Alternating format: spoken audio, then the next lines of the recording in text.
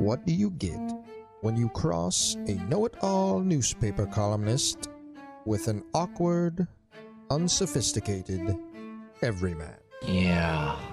Well, I'm just not sure about that right now.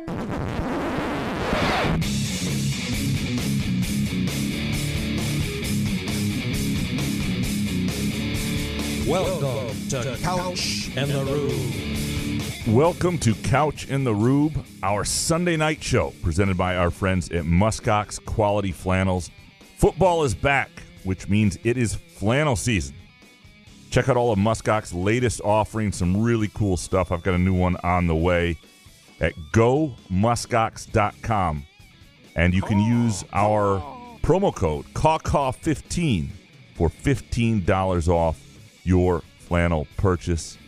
Jason, how you doing, brother? You've had too many donuts, mate.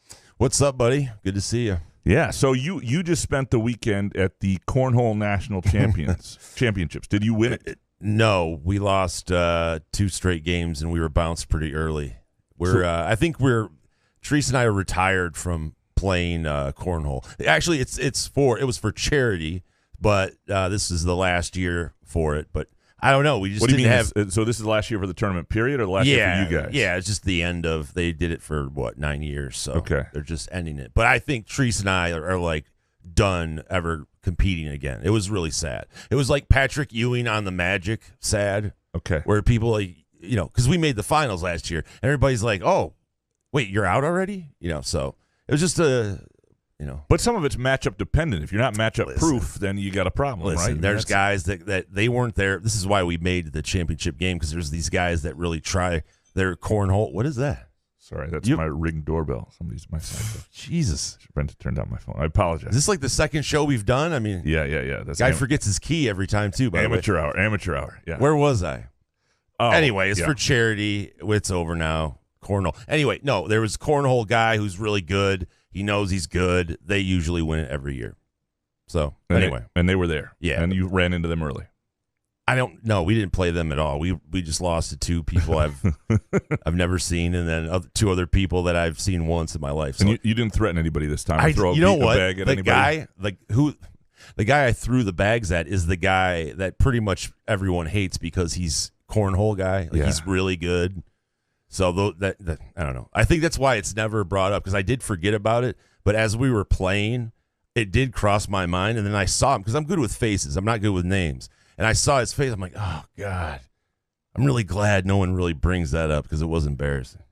Well, and I think we've all been there when you're at something where this doesn't sound like it's supposed to be the national championships. It's supposed to be a fun time for different levels. Yes. We've all been in a recreational league where there's a few people there who don't belong in that league. Like they're too close to the pro level. And it doesn't matter what you do. Horseshoes, cornhole, flying paper, softball, fucking planes. Name it. Yep. Yeah, there's going to be a 2 or 3 people that take it really seriously because their parents didn't hug them when they were young. My favorite thing to do in a co-ed softball league when we're playing against douchebags, and we've all done it, right? You're playing against these teams that, like, they can just cream everything over the fence, and you're like, this is like the E division. What are we doing and here? That's okay, but play up a little higher to your competition, right? Right. Come to the beer league and hammering 500 feet home runs. And even that, I'm okay. The second you start taking, like, extra bases when Haley drops a fly ball in right field, and you're already up 17-0. She's terrible out there in right field. It's just, she's okay. She's a good hitter, but, once they, recognize she's out there. Anyway, but once you start doing that stuff, or once you start sort of mocking us, I've only done this a few times, but what I just do is you don't get to hit if you're a guy. I know it's 2 bases. Are you going to bean them? No. If you walk a guy, they go all the way to second. Mm-hmm. I'm just walking every dude. You know who doesn't get to have fun tonight? You're already up 17-0. Your ass. You're just going to second base. I'll pitch to the women. When do you play those guys? Can we come to that game? We didn't play any of them this year that were jerks like that, but we have, in the past, I've been doing this a while. Wow, what a punishment for them. Well, you sit just through 4 straight balls. Yeah, you're done. You're done. Softball. You're done playing tonight. Yeah, why wouldn't you just bean them? Because it's going really slow. What are you going to do? Like rifle a fast pitch? Well, it just shows them what's up. Yeah, then you got to fight, and they got the giant bat in their yellow hand. Ball coming your way. I'm not. I mean, all these people are already taking things too seriously. They're I know, and those people have ruined it for me. Like after we played kickball, I've told a story about the overly competitive kickball people. It's like, Can't you just play fucking kickball without taking it so serious? Especially you're playing kickball. Right. I mean, for fuck's sake, it's yeah, kickball. You get a trophy. Like, okay, like how far in conversation do you think? Like, if you go, yeah, we won the kickball championship last week. How many people are going to be like, no shit, tell me more about it? 0. Those are stories. A little bitter, but almost worth telling. Presented by our friends at Midtown Brewing Company, 402 South Washington Avenue in downtown Lansing. Looking for a place to drink after work, for happy hour, for a date night, brunch on a Sunday. Midtown Brewing Company in downtown Lansing. Outstanding vibe, great menu, good beer selection. The American Stout is my absolute favorite that they have there. And you can go to midtownbrewing.net to learn more about their menu and what they have. Now, before we get going, I have to ask, because, I'm not like you. I'm not going to post like, I'm going to be away from my phone for a minute. Miss me. But I did put my phone down most of the weekend. Did you get into some sort of Twitter thing? What did I miss with you? No. Did you get in a Twitter spat? No. Okay. And we'll get into that in the hot takes here because one person brings it up specifically. And so it wasn't a spat, but it was I missed it, so you guys can freshen me up on curmudgeon-y. But I also think I had that's all you. I had the popular opinion. It's just my tone was a little curmudgeon-y. No way. Yeah. What do you know? So you have that charm about you. I do. I thank you. All right. So as we do with all our Sunday night shows, we dig into our hot takes, and then yours. Do you want to go first? No, mine's pretty boring. You can go. Carmen Electra's hot? No, we're not. We're past that. We're past that. Okay, football, we're good. Yeah. All right. I'll start here. Mel Tucker's comments from a conversation I had with him last week for a column have drawn a little bit of ire, definitely become a conversation piece. And in our conversation, he said that the other schools in the Big Ten, or a couple schools in the Big Ten, have 12 or 13 million for NIL money in recruiting annually, and that MSU was a year behind in recruiting with NIL. And I think the quote that got people a little bit is that it boggles his mind how there can be an expectation to compete at the highest level, but not be at the highest level in other areas. Insinuating that MSU isn't doing the things with NIL, especially in terms of recruiting, or that it takes to play with the big boys. He also then said, given where he's coached, Georgia, Bama, LSU, Ohio State, that he knows the type of players it takes and who they're getting. And first of all, he's not the first coach to sort of sound the alarm on NIL. Bigger programs than Michigan State. I mean, Ryan Day did this a while back. I think Saban has even done this at times at Alabama. This is nothing new, but it did bring me to this, though. Michigan State has to decide what it wants to be. And if that's not Georgia or Ohio State, which is really hard to do if you're Michigan State, that's fine. Like, that is, you don't need to be that. MSU can aspire to be like the Big Ten's version of Brighton in the Premier League. And I know that doesn't mean a lot to you, but it's a club that really recruits well for fit, develops young players. It's the school that, what you want to do if you're Michigan State, you want to get your share of 4 stars, occasional 5 stars, develop guys, keep them because of NIL, even if you don't recruit NIL. Have a good NIL system. I'm not saying you don't have that. But instead of recruiting it, with it, keep them with it. Treat players well. Make it a place people never want to leave, that transfers want to come to when they're a little bit older, when they're done with the bullshit and the shiny objects and all that stuff. You can be that school. Like, I think that's a reasonable thing for Michigan State to be. And in this new playoff that starts in 2024, that school can be a regular in the playoff, a semi-regular. It can be, and every once in a while have a team or a group like Michigan State's had, a couple times over the last decade that can make noise in the playoff. But you got to decide who you are and then be who you are. And if you want to be something else than who you are now, then the conversation that Mel Tucker's bringing up needs to be had. It involves more investment from everyone. And I don't think that's who MSU is, because I'm told Michigan State's a basketball school by a lot of people. And I don't believe you can be a school that cares about basketball the way Michigan State does and then do what Mel Tucker's talking about in football. And the reason for that is you have to ache for this shit in football year-round. And the thing Michigan State has going, and it's a beautiful thing. I mean, you wouldn't want to trade this. You wouldn't want to be some school their basketball sucks every year and you have a bad football season. you're essentially waiting 11 months to care about anything again. But in November, Tom Izzo can rescue the vibes, right? So, like, how do you and all of a sudden the focus on football, the trying to get every donor to focus there and make sure that is where you want to go with NIL. And I don't even think that's what MSU needs or wants or should be necessarily. Well, then why would you pay your coach $90 million? Well, if you don't want to be a part of it, that's what I don't understand. Again, if you don't want to be, then why just pay your coach $4 or $5 million then? No, a couple things. One, you're right. Now, he may be the last, I won't say he's the last coach to get paid, but I'm not sure in the NIL world that that's the formula anymore, paying the coach all that much money, or at least having your donors spend any of their money on the coach. I don't know that makes sense. And again, you're right. They paid Tucker because they wanted to keep him.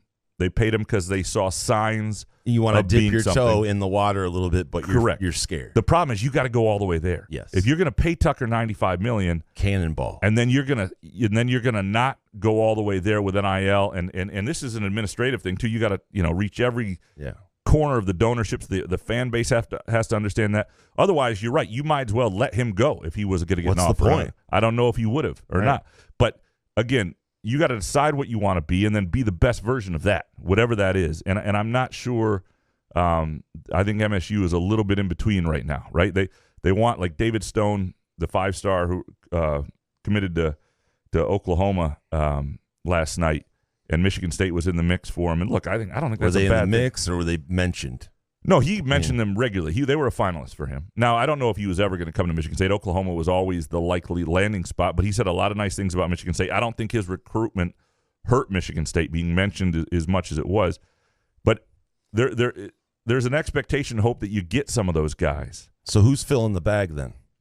Because if you want to compete with some of these upper-tier teams, you're going to have to start paying if you want to get 5 stars in here. And they call it a collective for a reason. Right. I mean, here's the thing. These super donor guys, the Ishbias and the St. Andres of the world at Michigan State and every school, they're only going to pay this so much. This is why I don't know how long the collective things will really last, because the actual market value for a lot of these guys isn't anything. And just to shell out millions every year for guys when you don't get really all that much in return. Now, they didn't get rich doing stuff like that. Some places, maybe there'll be some guys that do that, but you're essentially doing it so your team can win. You're just and all I'm saying is it is a more collective effort if that's who you want to be. If you're a fan and you're frustrated by NIL, but you haven't given a chunk of your disposable income to NIL for your school, for a collective, and Michigan State, has a couple places you can do that now.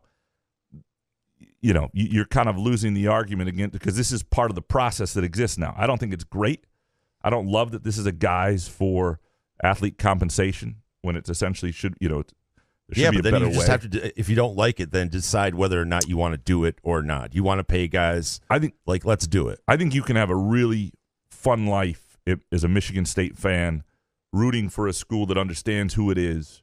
And I'm not saying but it was close though. It's not like this team has been dormant forever. I mean, like the D'Antonio run gives people hope. Why dip out now? Well, no, I'm not saying you dip out. But you're happy with what? 7-5s, 8-4s, No, I'm not. 9 wins. No. What I just said is sort of, I think you can be something pretty damn good that's competing for playoffs every once in a while, the Big Ten championship, by being who you are, the best version of yourself, which is just admitting that you're not going to be able to spend the same amount of money as some of these schools for these guys. You're going to get guys who have different priorities. I mean, look, Stanford football won at a very high level for a while, despite huge limitations. You look at the types of guys who you can get a lot of these guys. You can get guys who don't care as much, who want to be somewhere more than they want the initial paycheck. In fact, the guy you just lost, one of the quotes in the stories I read about David Stone, who went to Oklahoma, is it sounded like there was more money to be had if he went to Miami. But he really just wanted to be at Oklahoma, and he trusted that. Like, you want that. You want to be a place that people want to go to. And like one of the things I think that Mel Tucker has going for him and that staff and Michigan State's program is when you talk to recruits, they will tell you that it is what it appears to be. Like, it's not bullshit when you go on a recruiting visit. They don't lie to you. The players there tell you what's what, and that's a lot of guys like that. And there's a lot of really good players you can recruit by recruiting who you are. Are you going to lose some guys frustratingly? Yeah. And I'm not saying you don't want to go that, but I'm just saying if you want to go that route, then that's the conversation that needs to be had. And I think that's a little bit of what Mel Tucker was trying to say here. And I think the fan base would like to know what the level of expectations are, right?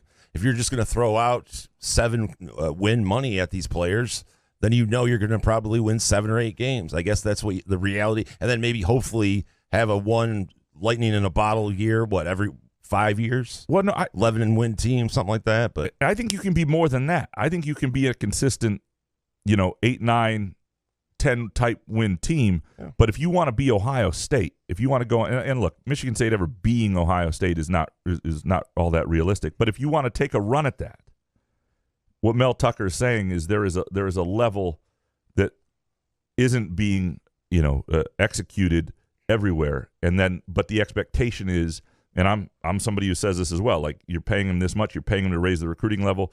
In 2 years' time, you'll know if they're going to be able to recruit like that, and your expectations can be higher, and maybe that's just not realistic, and maybe that's absolutely okay, because you know what Ohio State doesn't have? Things go wrong in football, they lose to Michigan again, it's like 9 months of depression before they can play a game, because they play basketball, but they don't care about basketball. That's a shitty way to live. You know what Michigan doesn't have? I mean, the Michigan fans care to some degree about basketball. I'm not talking about Michigan.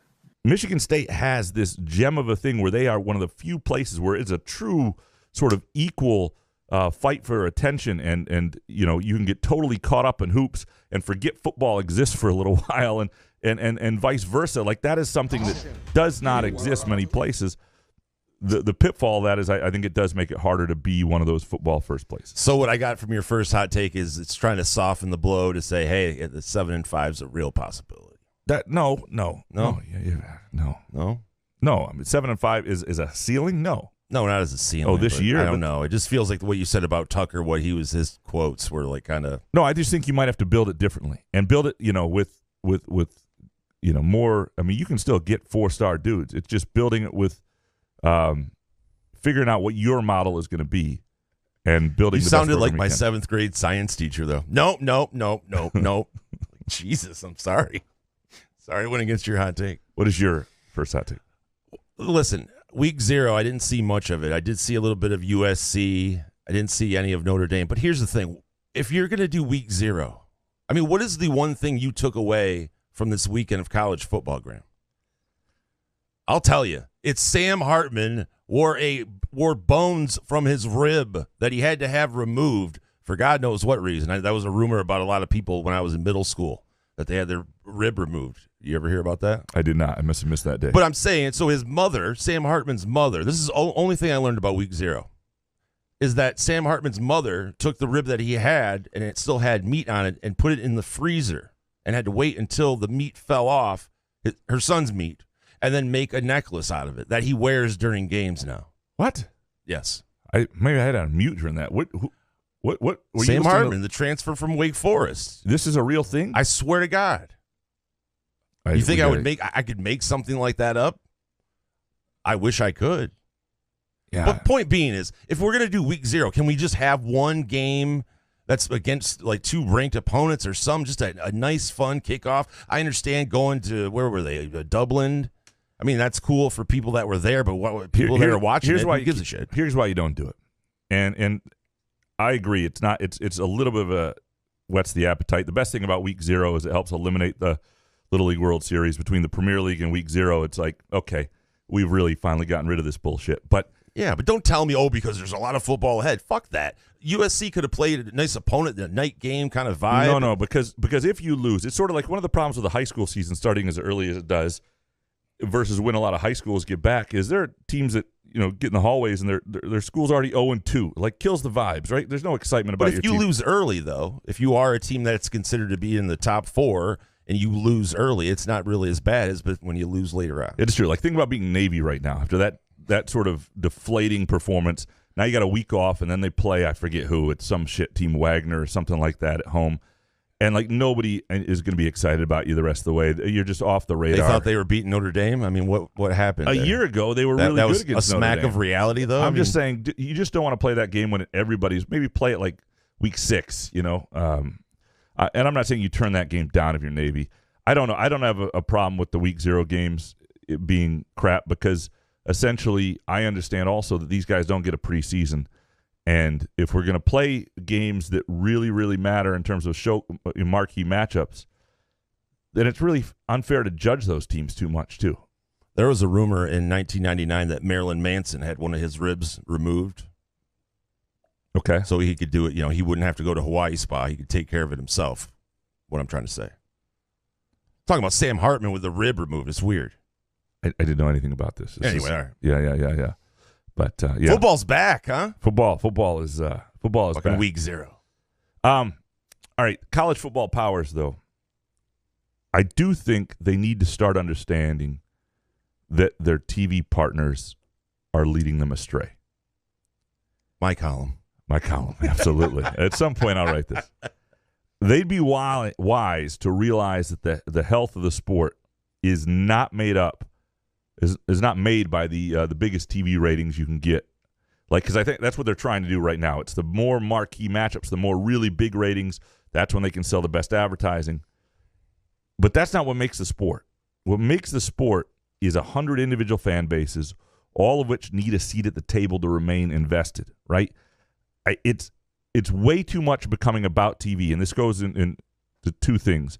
One, this goes to the idea that they're trying to shorten games by just taking out football, but not taking out the gazillion 4-minute commercials within a game, right? It just becomes less and less of a decent experience. Nobody wants less football.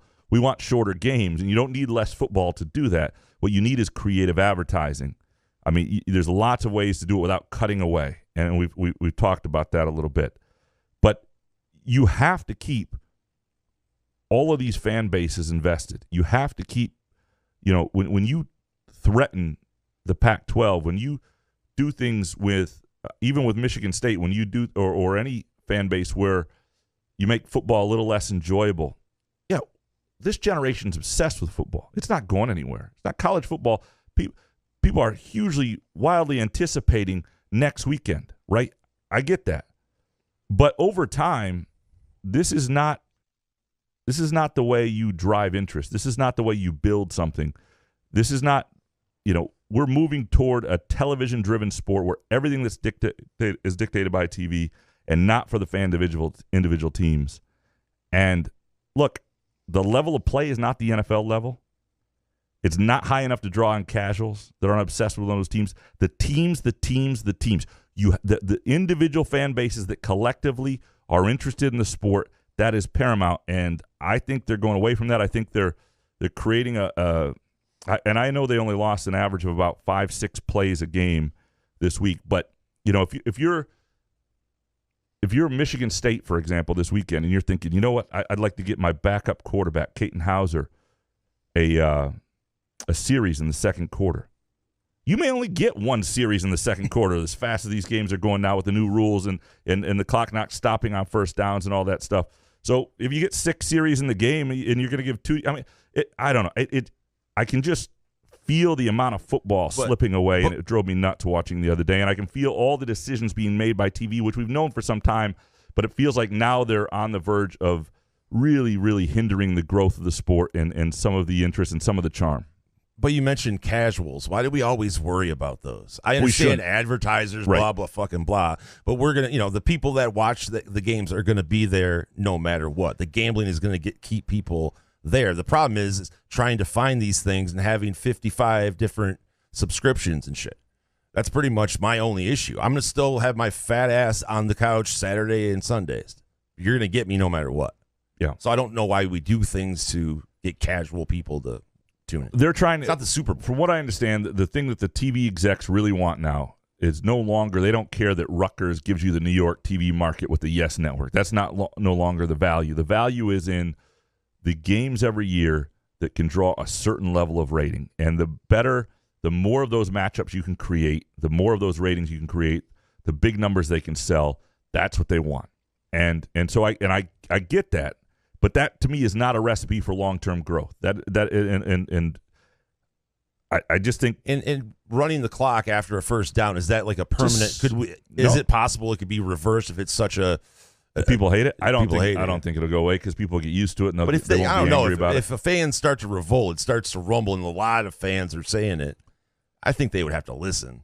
You certainly don't need as much depth. I mean, if you can stay healthy. I mean, if you watched one game and you did a whole Twitter thing about it, so it bothered you already, how are you going to handle the rest of the season? Yeah, and I understand they don't do it in the NFL. NFL games are a higher level of execution and play, and sometimes they're too short anyway. Sometimes your team barely sees the ball in a half. I understand the length of the game can be a problem, but I'm talking amount of football is being. Sound like John Madden. Yeah. All right, let's move on. What's your second take? Buenos tardes. It is time for the Detroit Tigers gambling update with Gramanito Couch and Jason Nick. Well, I'm done betting baseball, Graham. I'm done betting the Tigers. But of course, I still watch the Tiger games. I've watched 90% probably. Of course, I missed the Parker Meadows walk-off. But here's my question. And Scott Harris, I read a conversation that he had with some reporter about how he's trying to tell the fans, the Detroit fans, to be patient as we see Colt Keith in AAA absolutely mashing. We could have brought him up at any time. Am I right? There's no contract thing from the research I tried to find. Like, why weren't Parker Meadows and Colt Keith in a weird, terrible-ass AL Central? I'll give you a counter to that.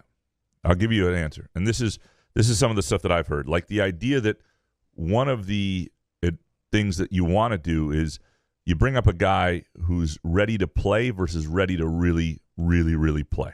Parker Meadows looks like a guy who's ready for the moment, whereas other guys are just sort of not as ready. Colt Keith has 20 home runs. I mean, how many does he have to get to be called up in one of the worst offenses in Major League Baseball? They have ways to look at this. They know what they want. I don't know. I'm just saying. Like I know, but goddamn, we can't sit around and these guys are hammering the ball in the lower leagues. Even if for AAA, if you're hammering the ball in AAA, if you're on a poorly hitting club, why wouldn't you call these guys up? So this leads into my third hot take. I think it was a great weekend for the Tigers, right? Because you get, and this isn't spin zone style, but because you got the excitement of Friday night and sort of a taste of the future, right? Parker Meadows hits the walk-off, and there's a game that they would have lost a lot of this season, and you see young players, you see a young core really taking shape, followed by a reality check, which I think is just as important. You're not there yet, even with your core that you're growing into. You're going to need to add a lot of pieces. The Astros beat them up pretty good the last couple games, and if you look at what the bottom of Houston's lineup did to the Tigers Sunday, batters 6 on down had 16 fucking hits. 6 on down, 16 hits, and the Tigers batters 6 on down, 1. So like when you look at a lineup that's capable of winning a World Series. And again, you're taking steps. I'm not expecting the Tigers to get there in year one. And next year, I think year one of what? Right away. Next year, I think you want the Tigers to compete in the Central. And then next year. But that's not the goal. After that. The goal isn't just to win the Central and get hammered by better teams. So I think it's healthy to get the taste of excitement, which generates some buzz, makes everybody get Miggy out of there, out of the lineup, But it's also healthy, I think, to be reminded what a World Series champion looks like in the same weekend. And I know, but we've had to endure the Miggy World Tour. It's been complete ass. It drives me insane. I was okay watching him face Verlander today. That was kind of fun. It was kind of fun. Did it bring a tear to your eye? No, it didn't. Yeah, it did nothing for me. They're not going anywhere this season, so it really doesn't matter. I don't mind watching Miggy, and as long as Miggy's not taking like Torkelson's at bats away from him, I'm okay with it. It doesn't. Why doesn't bring up Colt Keith though? Yeah. Is Verlander going to go in as a Tiger? Taking your calls. July 7th. All right, what is your third hot take? All right, Magic versus Steph debate. I did see a little bit of it. I understand these things are stupid, but a lot of young people are actually believing this shit, that Steph Curry is better than Magic Johnson. I don't understand that. First of all, Steph Curry really isn't a point guard. Secondly, Magic and Larry Bird saved the motherfucking NBA, and the reason why there's a Steph Curry. So it drives me nuts. And secondly, I'm saying my favorite player when I was 15 was Pete Maravich, right? I never saw Pete Maravich play. He was dead by the time I was actually a fan of him. So I don't want to hear these young people saying, I just haven't seen Magic Johnson. Watch some YouTube Magic clips. But even I don't know. Should not be a debate, though. But even clips don't give the full. I mean, Bill Simmons on his podcast talked about this a little bit. The idea that we just have to go by eras now. Best of eras. We shouldn't even be allowed to cross eras. I mean, Larry Bird. Well, then what are we going to do in July? Yeah, but Larry Bird didn't even. I mean, Larry Bird was a great three-point shooter. They just didn't shoot that many threes back then. You know what I mean? Like, it's just a different. Statistically, people are like, I don't know. And Magic's arguably a top 5 player all time. Yeah. And Steph Curry is, I think, at this point, the greatest shooter of all time, greatest small point. But we don't know how he would have held up in 80s basketball, when that era. Right. So, I mean, it is absolutely ridiculous. Magic is, and you just can't, it's very hard to compare eras. And I know, but it just bothers me that that's the kind of thing the youngsters say now. It's like, I don't know. I've never seen him play. Like, are you kidding me? Always just watch some highlights, man. Yeah, I'll tell you this, though. It's always going to be that way. I mean, my father used to get so pissed off that I thought that Barry Sanders was the greatest ever and didn't give a shit who Jim Brown was. That's why I started videotaping all these Barry Sanders games when I was a teenager and taping over like precious videos my mom had of me and my sister as children, because I wanted every Barry Sanders game on tape in case he had the 250-yard day. So when I had some dipshit child that tried to tell me that some other guy, Le'Veon Bell or some modern running back was better, I'd sit him down. And the little did I know that I didn't need to use a VHS to tape, like it was going to be hard to find a VCR when I got older, and that all those clips would be on digitally available. But I understand why young people have been dumb when it comes to that stuff forever, and not having great perspective. We were once them, is all I'm saying. It just sucks getting old, I know, because we were once them looking at guys like us going, shut up, old man. Exactly. So get off my lawn. I don't give a shit. All right, Magic is better than Steph Curry. Let's dig into these listener hot takes. All right, Eric Schultz up first. Number 1, Noah Kim will start. Katon Hauser will play, and by the end of the night, nobody will be questioning why Kim started. 2, the biggest collective sigh of relief on Friday will be when MSU's kicker drills a 45-yard field goal.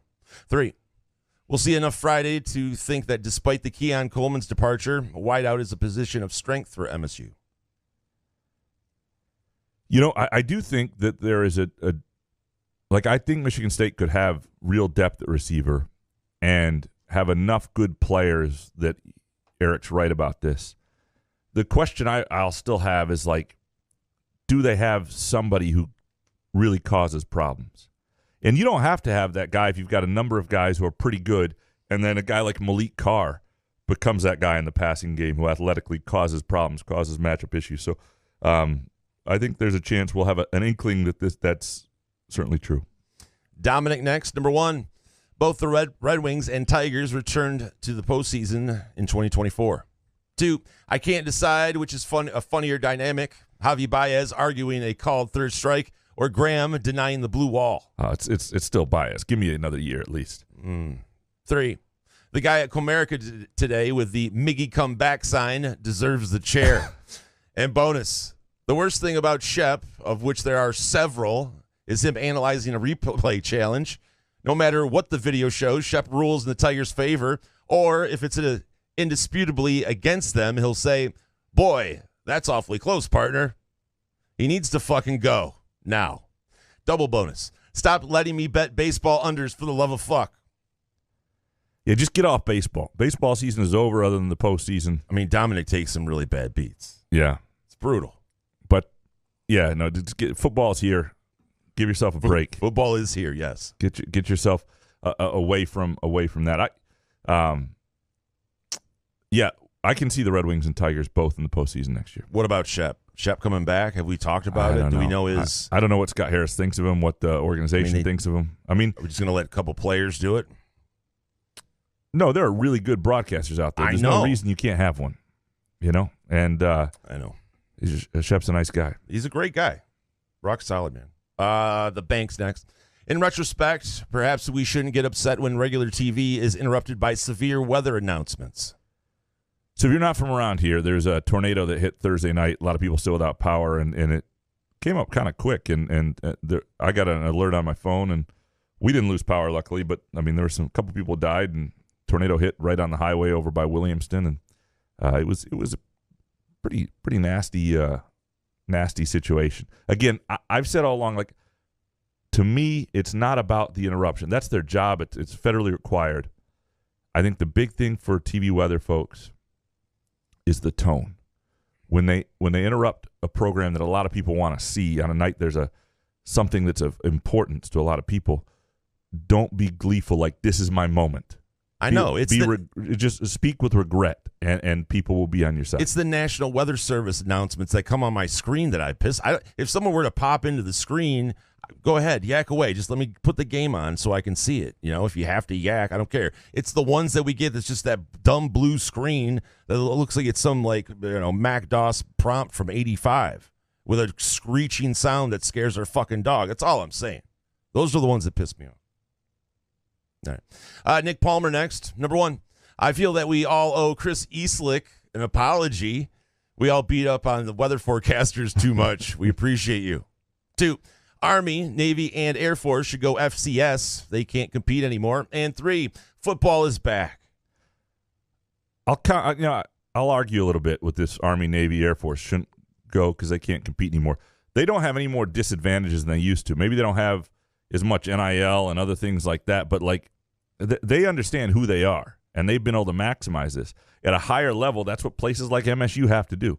A place like Iowa has done that pretty well. Last year, they were so abysmal offensively that they became a joke, but they understand who they are, and every couple of years they have, a 10-win team that's competing for a Big Ten West title. Now, we'll see if that becomes enough for people when there are no more divisions and the competition gets even tougher. But Army, Navy, and Air Force, I mean, there are absolute limitations to who they can become, but I think there's pride in those places because of it, and they can recruit Division I athletes who want to play for them and want to go there for different reasons than people often want to come to other schools. And again, if you're any other school, you have to find out what your lane is and then be the best version of that. Do people really blame the meteorologists though? Yeah, they get some really nasty stuff. I get like busting balls. It's a joke, old hacky thing of blame the weather guy. I don't know. They get people get nasty about it because they're, again, and I'm telling you, you got to meet people where they are. We talked about this with Mark D'Antonio after the Michigan loss in 2007 and how he struck a chord with fans and connected with them because he spoke from the heart how they feel. And if you come on there as a meteorologist and there's severe weather and you're like, I understand this, we're interrupting the game. Apologies for that. This is something we have to do, and this is important. We'll get you back as soon as we're able. Dude, imagine if they cut in to us like we're on instead of the game. I mean, can you imagine just talking right now? You'd be like, people are yelling at their TV. They're hating your guts. Eastleigh needs a raise, right? DeUper next. Number one, this is the 3rd season in a row that I'll be predicting big things from Elite Car. It's going to happen this time. First team, all Big Ten. Book it. 2, I was surprised neither of you put Mill Coleman on your MSU Mount Rushmore. If he had played in today's game, he'd be a Heisman-winning quarterback. Mill the thrill.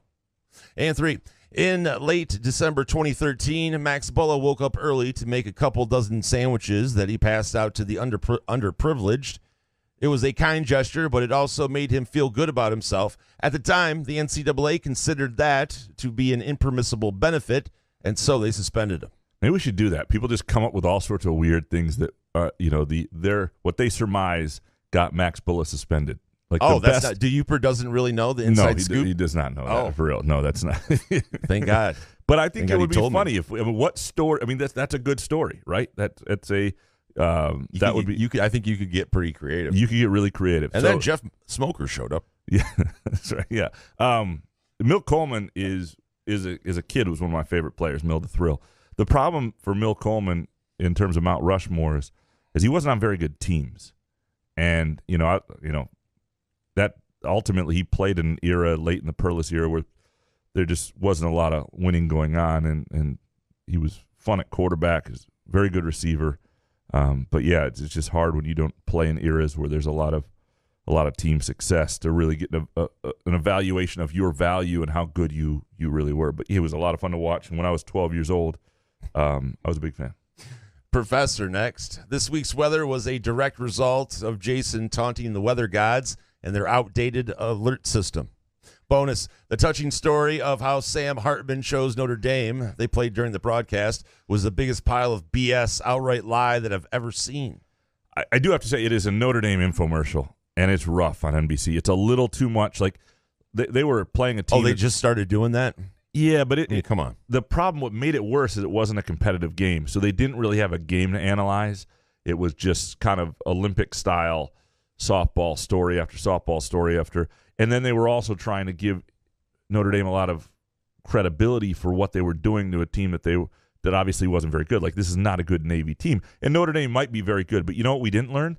We didn't learn that this weekend. We don't know that yet. We'll find out just how good they are coming up. But it was hard to listen to the point that I muted it. And apparently I missed whatever the rib story is that you're telling. A lot of 69 going on. Beyond, yes. Wow, beyond. It was worse. 69 worse and beyond. Anything I've ever done with Brendan Quinn on the show. Yeah. Oh, wow. Yeah, by far. That must have been nasty. Gary Lipka next. Darius Snow is no longer sore, but not quite ready.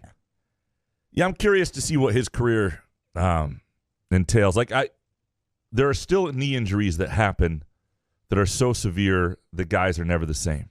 Even in this day when we can fix knees and guys come back from ACLs. And so we'll see if Darius is ever the player he was on track to be. Obviously, super nice guy, very interesting guy with a lot of talents beyond football.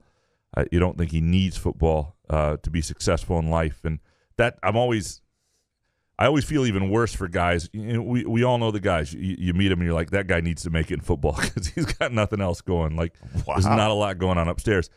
Darius is not one of those people. And so you at least feel like, okay, if this doesn't happen for him. Who are those people then? I'm not going to name Now there's names. A column. Yeah, here's the 10 dumbest guys I've ever covered. You want to sell subs, Couch. In Kim we trust next. Number 1, I'm pulling for Noah Kim, but if Hauser and Kim are even, Hauser must start. 2, losing Keon Coleman and Thorne is overshadowing the no doubt improved depth across the roster. And 3, I plan on a 2-1 start for MSU after a Washington loss. Maryland at home is a must-win, especially with 3 out of the next 4 on the road. I can see a scenario where things unravel after a Maryland loss. So here's the thing. There's a real chance they're 2-3, but that doesn't mean they've unraveled. Like, winning at Iowa is going to be really tough at the end of September going into that bye week. If they are 2-3, the key game then becomes that road trip to Rutgers. And when you talk, I don't think things can unravel before that point. If they lose at Rutgers and they're 2-4, then you've got an unraveling going. Otherwise, it can just be a bad schedule. Like, they could be really competitive in those games and be 2-3. And I think I picked them to lose those 3 games in my you season picked Maryland, right? Yeah, I mean, I think Maryland's going to be tough. And I think it'll be an equal game. Michigan State could win it. I kind of went with the team with the more seasoned quarterback, just sort of. But, again, it's a preseason. You're picking games a month before they happen. Better be accurate. Yeah, there's just it's a lot of it's bullshit. It's estimated guesses, number. it's educated guesses, but it's also bullshit. Yeah. AI God next. Number 1, Malik Carr will be the most important player on the offense. Gilmore put him in the doghouse for 2 years for not knowing how to block, but every time he played, he shined. 2, you guys need to focus more on the hot takes. Too many hot takes get overlooked, while generic MSU offense will be better takes are discussed at length. 3, shrimp tastes better than lobster. Yes. AI God. Okay, so I love shrimp. I mean, I really do. Number 1, you're right about number 2. There are times where we could take the idea is we're going to take one of your 3 and discuss it. Sometimes we'll do 2, but yeah, and sometimes we'll do none. But sorry, I love shrimp. Like, I mean, shrimp. I don't love shrimp as much as meatballs. Like, a vat of meatballs would be the way to kill me because I. Where did meatballs come from? You can't just toss meatballs into the side here and I'm saying seafood. Things I love, like shrimp. Shrimp is top 5. Pizza, meatball, shrimp, like it's top 5. But the reason lobster is not in the top 5 is because it's just not that available to me, and it's not easy to. Have you ever like cracked open a lobster? Like there's a lot of work to eat a full crab. lobster. I do the crab. I'm a big crab guy. Yeah. But like a lobster roll, the meat in like a good lobster roll is as good as anything on earth. Damn, dude, you're making me hungry. Yeah, it's Uber Eats, free Uber Eats. Yeah, send us some Red Lobster. That's a really good take. And AI God for that those are going to be our hot takes of the day. AI God will win either a gift card.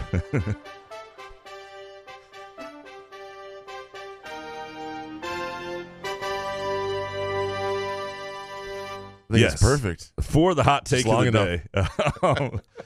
He'll win a gift card to either Front 43 and Cask & Company in Lansing, Groovy Donuts, which is really cool, giving out coffee to people who didn't have power in Williamston today, and then or Midtown Brewing Company in downtown Lansing. AI God's Choice will be in touch about that. Fantastic hot takes there. Fart Soup next. Number 1. Next year, the Tigers will have 3 All-Stars, Green, Carpenter, and Meadows. 2. Couch's hijacking of the Mike and Rico show last Friday was proof there is actually a green wall. And only 2 this week. Appreciate you. You took over Valenti's show? Well, apparently the column I wrote on the interview with Mel Tucker fired up Mike Valenti. Oh. And so they got into that whole thing, just about him talking about what was needed for them to reach the next level of recruiting. And Rico said you don't know what you're talking about, Graham, or something? No, I went on. I did Rico's podcast separately, and we had a good conversation about it. He's got a podcast, too? He does have a podcast separately. How much Rico do we need? He does Press Pass. Another he's on a radio show. I'm not. Why do you need a podcast if you're on a radio show? I'm not one to talk about oversaturation, so I'm like I can only imagine there are people going, Jesus, more couch, huh? That's great. That's just what I want right now. That's right. Anyway. All right, we done? Yeah. Jeff Peterson next. Number 1, the Tigers will make it to the playoffs before the Lions, Red Wings, or Pistons. 2, Mel Tucker's job security rests upon 3 things: his offensive coordinator, his defensive coordinator, and his next recruiting class. 3, Northern Michigan is about as good as it gets. Northern Michigan is absolutely fantastic. I mean, it's what the thing that I love Michigan. You know how I feel about Michigan, but the fact that we have everything that's up north, be it the UP, M20, everything up there is fantastic. And if you are on your way up north at any point, make sure you have a muskox flannel for those cold nights in the UP or wherever. You can go to gomuskox.com and use the promo code CAW for your flannel. Check out their new arrivals there. The Caper Green Field Grand flannel is on its way for me. I'm very excited to add that. Wait, where's mine? To my batch. I just ordered it. Did you want me to order you one? You buying? Yeah. Well, no. Well, I mean, yeah, I guess. Shit. Yeah, man. Give me one of those green ones. All right. Hold on. So to get to I want to get to number. First of all, if the Tigers make it before anybody else, it's not good. It's not good because it means the Lions did not make it this year, right. And that's really the one that stings. And I don't think you're wrong on Mel Tucker either here. I think his coaching staff and that next recruiting class, which again paired with the last 2, become the crux of what will be his tenure and how far they can go. Call me Al next. Number 1, since players can be paid, they should be bound by contracts that include non-competes. With the good for the players comes the bad. 2, gambling related, hammer the unders in week 1 with the shitty new clock rule. And 3, Graham knows something about Matt Weiss and owes it to us.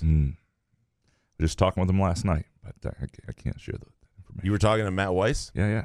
No, I'm kidding. Of course not. The unders are interesting here, though. Like, if you're going to, You're telling me the sports books don't know about the new clock rule? They didn't take that into account to do all their numbers? I don't know that they know yet, though, 100% how many plays are going to be missing and how much they've adjusted to it. I love you call me out, but I'm just saying. I do think there are teams that, like, the under hit with Navy and Notre Dame, right? Not by a ton, but it hit. The problem is, in college football, shit gets wild. The best example of this is the New Mexico State UMass game. That live under, and I lost on this game, by the way. That live under was like a juicy 47.5 at one point, well into that game, and neither team could really do a lot with the ball. Both defenses looked okay, not great passing games. And then in the second half, things went bonkers, and they went way over that. Like, they're college kids, and so it's you can be right. What does that mean? I'm just saying, like, they're adults that are making money. Right now, what I mean use is that scholarship bullshit anymore. No, I don't mean it like that. I mean they're college kids in terms of they're not actually fully developed football players. Things that you think you realize about their consistency sucks, is what I'm saying.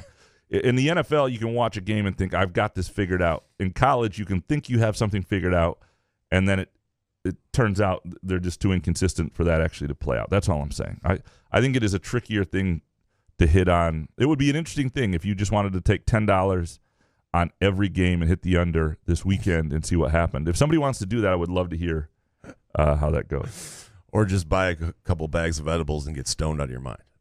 You're not going to win that one. David Jackson next. Number 1, MSU's defensive front seven will be as good as anyone on their schedule, excluding nobody. 2, the improved play and depth on MSU's O-line will be proven when MSU gains more yards on the ground than we did in 2021. 3, Noah Kim will be wise enough to slide and will start every game. Bonus. When Auburn finishes last in the SEC West this year, no one will be worrying around here about Peyton Thorne. So if number 1 happens, if the front seven is as good as anybody on Michigan State's schedule, excluding nobody, then this is going to be a pretty damn good Michigan State season, likely as long as there's respectable quarterback play. And I think that's, when we talk about the reasons for hope as much as there are reasons to be concerned, I mean, there's a chance the defensive front is really good, and that all of a sudden you are looking at a team that wins a lot of those toss-up games and can neutralize teams on the ground, and it helps their secondary a ton behind them, and all of a sudden everything's okay. There's also a chance, that it's not. But I think that's a fair hot take. Like, it's not like you're not coming in here and going Michigan State will win a national championship this year. That was the 2021 hot take. But the front seven thing could be really good. Shep next. Number 1, Graham. I've heard you mention a few times that Tuck is concerned about running the ball and stopping the run, but also that you think the offensive line and defensive line will be a strength. How can both of these things be true? Graham Stout. 2, sounds like Tuck is now saying what I've been saying for 3 years. MSU either needs to go all in on paying players, ignoring Olympic sports and SEC-style NIL, or become Purdue. They can't continue to try to live in the middle. Paying a coach $95 million without also allocating huge bags for five-star recruits is idiotic. And 3, Alex Carter could have led the matchup-proof 2018 MSU offense to the most points ever. He said 5 ever.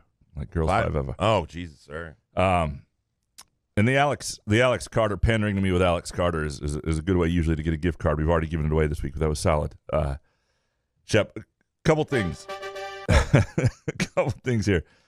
How both can be true. I don't think the offensive line to me, I think, obviously has improved depth. I don't think I trust that they'll be good. I don't think I've said that. The defensive line, I think, has a real chance to be a strength. The offensive line could, but that's a big time see it to believe it thing in this program at this point. To number 2, though, the idea that MSU needs to go all in paying players, ignoring Olympic sports, SEC style, NIL, or become Purdue. I think you can live in the middle. I don't think you need to be. They've got advantages Purdue doesn't, and I think you don't want to ignore Olympic sports. You want to be. What about the swim team? I'm not. I'm talking about And when Olympic sports are different than women's basketball and volleyball and stuff like that. It depends if you're counting those. You don't want to be shitting everything.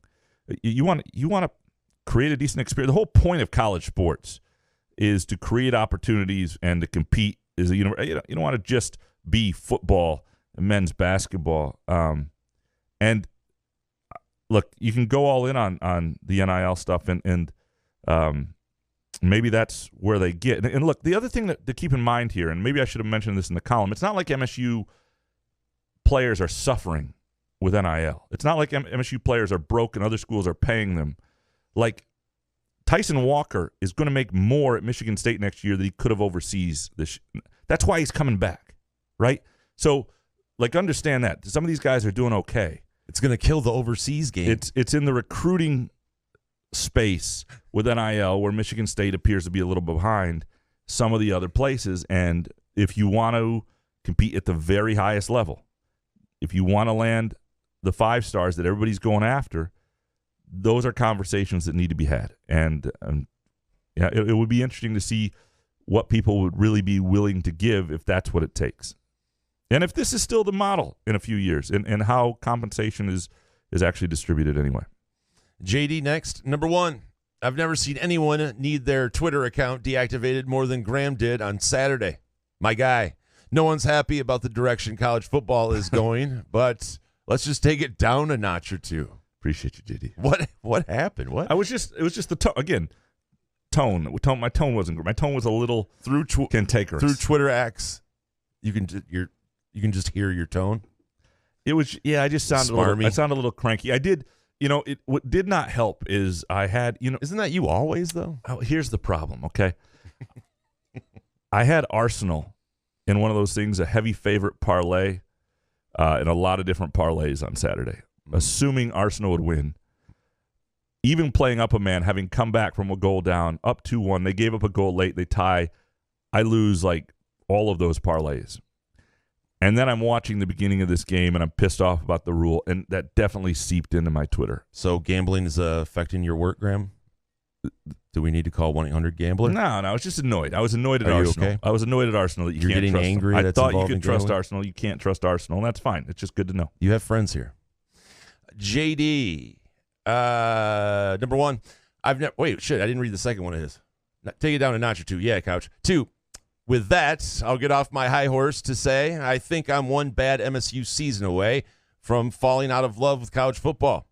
I don't know if it's the changing landscape, MSU's ineptitude, or the fact I'm going to be a dad in a few months. Congrats. But it just seems like soon will be a good time to walk away. 3, Suits is a fantastic show. Wife and I are hooked. May even watch it with her on Saturdays if my second take comes to fruition. I know a lot of people are turned off by some of the things going on in college football. I just don't know if it's enough for us to all walk away. I thought you meant turned off by kids.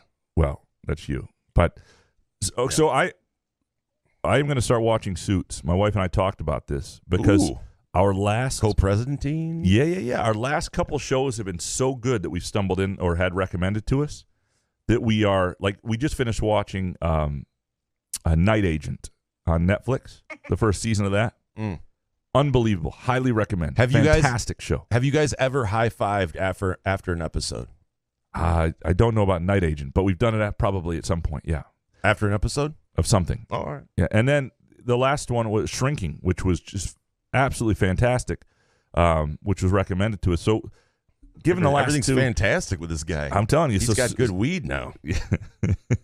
So everything's what a movie review. Yeah. 100%. Yeah. Certified fresh. Adam, number 1, the new clock changes in college football are ass. 2, the way they decide the winner in the Tour Championship is ass. 3, the MSU Twitter accounts alluding to wanting to go straight to Hauser without giving Kim a legitimate shot are ass. Yeah, I mean, I understand the Caton Hauser phenomenon, the idea that he seems like the best pedigree, the most talented, most heralded guy and the highest ceiling. But we just don't know anything about any of these guys. So let it play out. And if it winds up being Kim, then enjoy that. Give it 1/2 versus Central. And I think overreact. And I don't sense people being anti-Kim. I think they're hoping it's Hauser, and that's usual fandom. It's Damian Terry shit. It's hard to get out of your system. It's Keith Nickel. It's Damian Terry. It's that Damian Terry shit. He says. Yeah. All right, Matt C. Tips for Mel Tucker if he wants donations. Number 1, don't look like John L. Smith versus Indiana. 2, stop letting Ohio State bag you like a prom date. All right. 3, Stop having the worst secondary in FBS. There's no question that last year, I think, hurt the enthusiasm of donors. The problem is... Dampered it a tad. The problem is you can't have the winning and then that brings about the financial giving. The winning comes when the engine is all sort of or as PJ Fleck was saying, everybody's rowing in the same direction on the boat, right? You got to do some of the giving to get to the winning. The problem is also, though, for Mel Tucker, is people have to believe in you. And I think there are still a lot of people who do believe in him, and they certainly believed in him a year ago.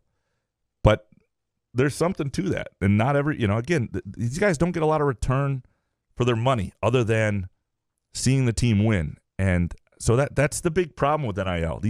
The market isn't like the endorsements in the pros where, I use State Farm and Aaron Rodgers and Chris Paul as an example, but State Farm says, okay, we have these two guys. This helps us sell we think they're worth this because their popularity helps in these commercials help us sell our product.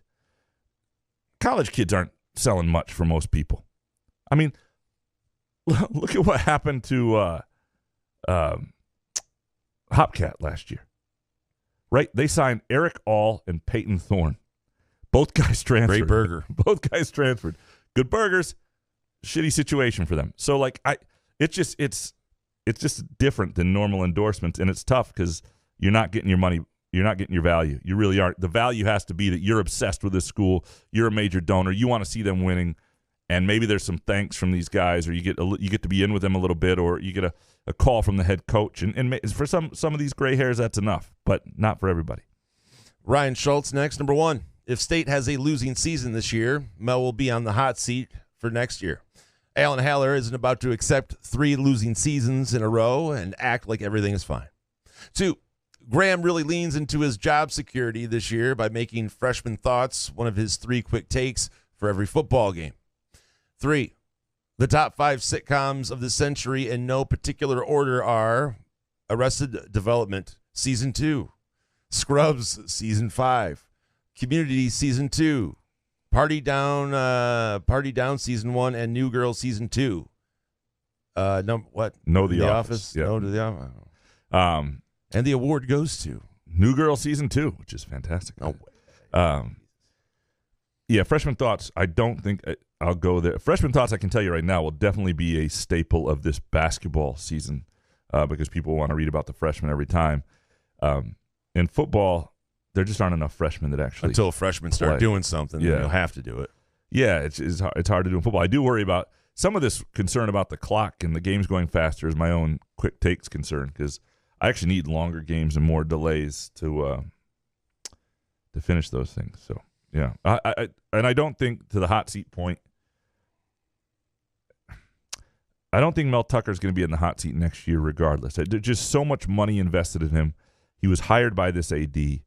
Things would have to really spiral. So if it's a 5-7 year, and the recruiting's okay, I feel like if next year was also again then like that, you'd have some serious conversations. John, next, number 1, Graham should really settle his chest tattoo with a settlement of rustic camping. No electricity, 3 nights of tent camping, and he forgoes the tattoo. 2 nights if there were to be a podcast or live stream. Wow. 2, 8 and 4, book it down. 3, it's time to bury our power lines. Certainly in Maui, they would tell you that too right now. How long would that shit take, though? That'd be a major. To bury all the... Yeah. With construction, that would be wild. Yeah, it would be, yeah. 'Cause everything's torn apart. I would be... okay, so I can settle the chest tattoo bet with rustic camping. So yeah, but I think Graham would like that. Well, to not if that's what it takes or some shit. No, if that's what it takes, you give me. I'll go out there in the fall when it's not too hot, and I can have my muskox flannel, okay. And but no electricity, 3 nights of tent camping, and I forego the tattoo. I mean, if that's what it took to avoid the tattoo, and you have to wear a GoPro, so everybody can watch me. Like, yeah, what was the name of that movie way back when? Blair Witch Project. Be very Blair Witch. Never would have got that one. Yeah, Blair Witch reference. Yeah, so you wear a GoPro, and then we can watch it, and you can get, like, the live chats. They donate to it.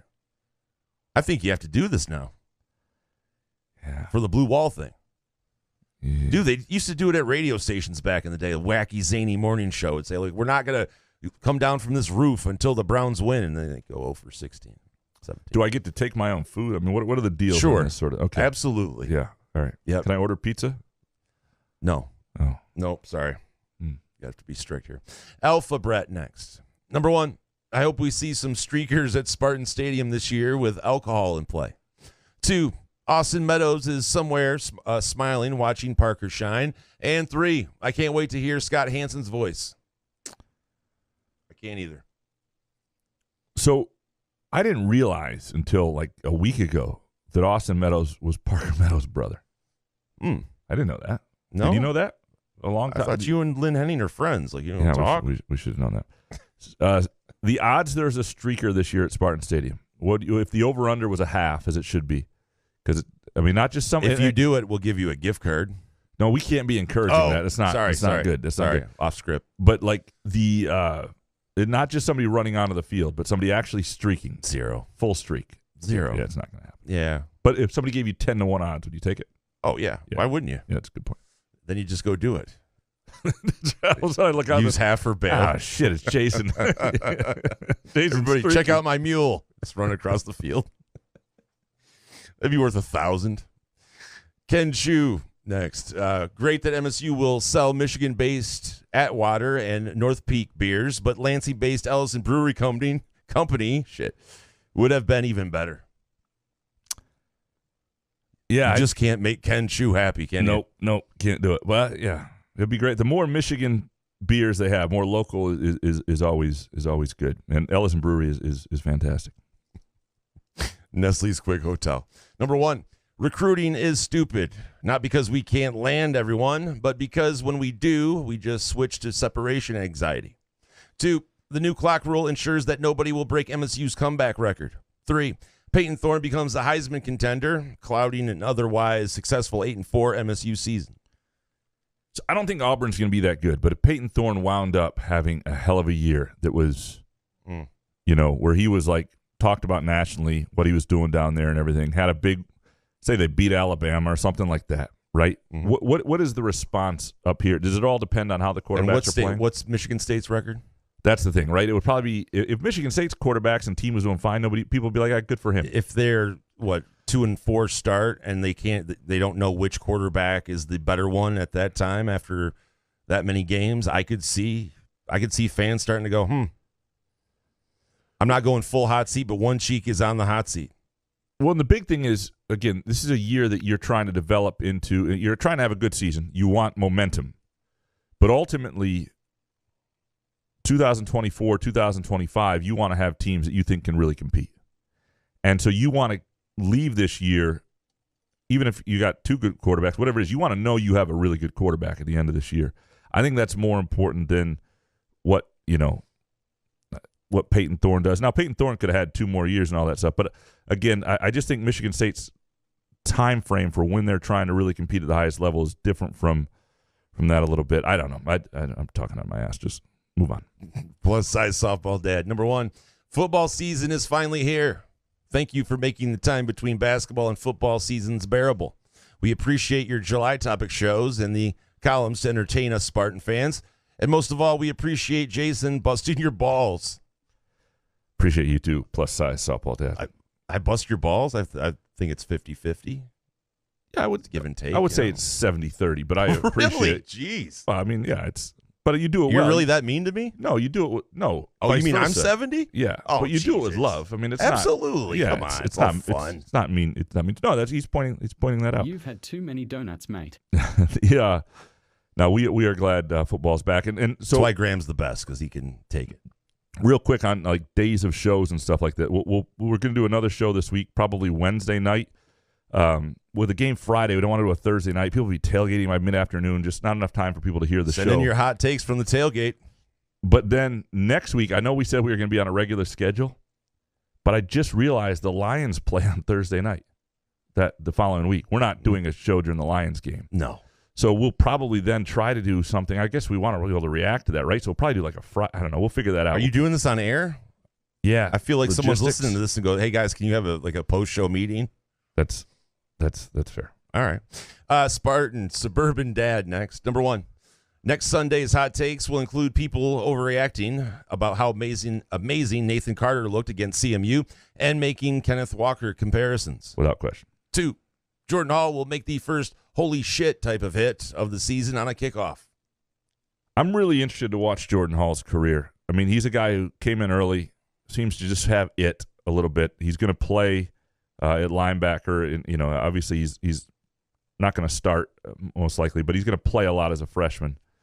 And I think he's got a chance to be somebody who in 4 years from now is a household name, had a storied career if everything goes well and he stays healthy. Like, I think he has a chance to be that kind of guy. And again, we'll I haven't seen him play a ton, so things could go haywire. But when you have a linebacker who sort of gets it, who seems as intelligent as he does, and they're as high on as they are on him, I'm very curious to see where the early parts of his career goes. Back to the 70-30 real quick, though. Yeah. You are also the guy that we did a remote from Skymint, and you put out a poll of which terrible story I was going to tell in front of a parking lot of people. So don't act like you're the sad sack like I beat up on you all the time. No, you get in yours too. Right. No, right. I think I'm more punchable is the thing. Yeah, you have that smarminess. Yeah. That reads through the tweets. All right, let's take a really quick break. We come back. More of your hot takes. Couch in the Rube, our Sunday night show, presented by our friends at Muskox Quality Flannels.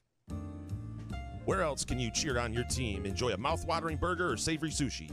Sip on handcrafted cocktails or one of 46 beers on tap.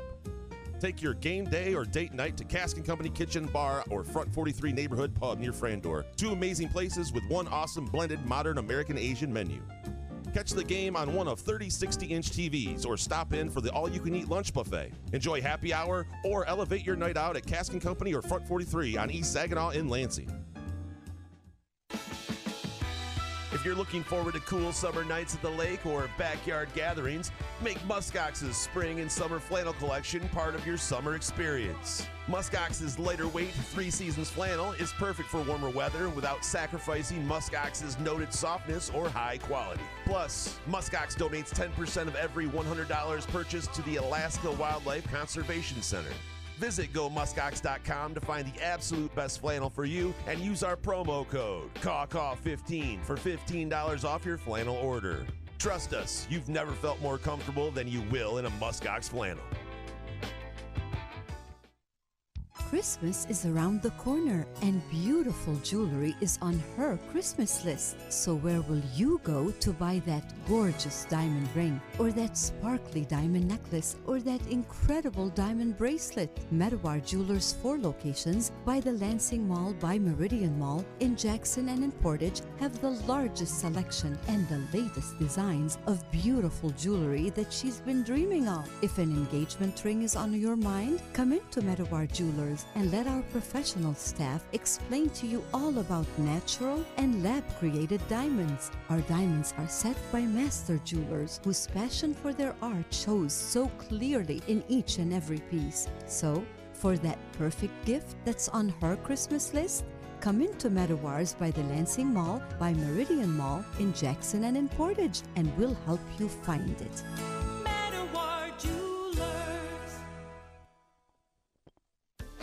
Firekeepers Online Casino and Sportsbook is the site to play. Get your Vegas on right now from your phone, tablet, or laptop. All the hottest slots and tables, plus sports betting featuring in-game wagering. Download the app at firekeeperscasino.com. Go with the name you know. Firekeepers. Terms and conditions apply. Must be 21 or older and located in Michigan. Gambling problem? Call the Michigan Problem Gambling Helpline at 1-800-270-7117. Find Couch in the Rube podcasts on Spreaker, iTunes, iHeartRadio, Spotify, YouTube, Facebook, Google Podcasts, CastBox, and the Rube's favorite podcast addict.